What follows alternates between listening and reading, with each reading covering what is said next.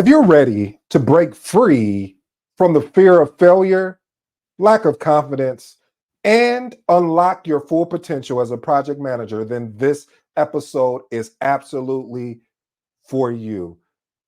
But do you have any promises that you can keep? Yes, you're going to fail. Listen, family, I wish I could sugarcoat this. I wish I could say it in some different way. But if you're leading a project, unfortunately, you're going to fail. So what do we do when we have these failures? Well, I'm going to show you what we do. I go by the name of ED. For you smart and intelligent folks out there, that just simply means Ed. I have an 8-point framework, and these 8 points, my goal, my mission is to unpack today's episode, which is entitled Learning to Fail Forward, a growth mindset essential for project managers. Let's get into the first point. Point number one, embrace, or I should say, embrace and hold the growth edge. What does that even mean? The growth edge. Listen, encourage yourselves. I say start with yourself first, but definitely as you feel more confident and comfortable, in which you never will. So erase that, scratch that from the record, Your Honor. But seriously though, family, you want to encourage yourself and your team members to embrace the growth edge. This is basically a space beyond one's current skill set. Here's a good example. Let's say that you're always leading the calls, right, on your meetings. Get somebody else on the team to lead the calls, and get somebody that you know is one of those quiet types, or whatever the terminology they're using now, introverts. Get one of those people, and of course give them a heads up, because if you put them on the spot like that, they may not want to, they may just not say anything, or just all of a sudden have technical difficulty. But I digress, for those who have done that out there. But no, seriously, family, what we want to ensure is, though, you want to be able to take on opportunities that makes you uncomfortable. So when you are really truly in an uncomfortable situation, you're going to be the most comfortable person there, is because of the fact that you put yourself through these certain exercises. So again, embracing the growth edge is really you having the ability to do a different skill set than what you normally would do. Point number two, embrace the power of yet. You know, I actually learned this from Robert Kiyosaki when he was I don't know, he was on some interview, and he was saying, yeah, you know, I don't know if he was talking or whatever, but the gist of it was, the conversation was like, yeah, you know, I'm not a millionaire. And Robert Kiyosaki said, yet. And he was like, huh? He was like, you're not a millionaire yet.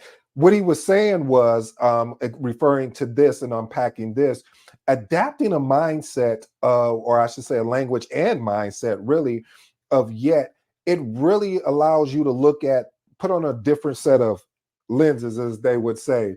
When facing project failures or challenging situation, it allows you to recognize the current limitations. So when you say not yet, this allows you to unbreak or to move around the limitations, because you didn't put a period there, you put a comma.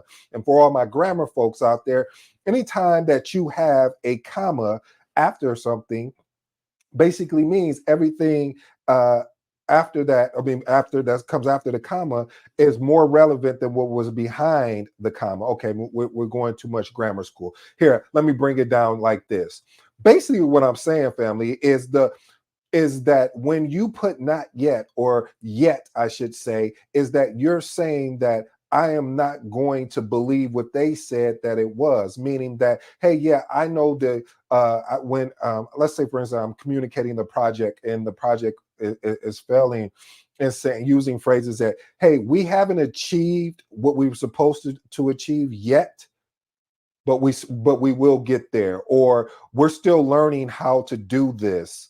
And this, you know, listen, family, the reason why, again, and I know I'm draining this particular point, but the reason why I'm draining this point so heavily is because we get caught up in a situation, especially as project managers, that when we don't take advantage of really encouraging the team, because we're leaders. And what does leaders do? Motivate, influence, inspire.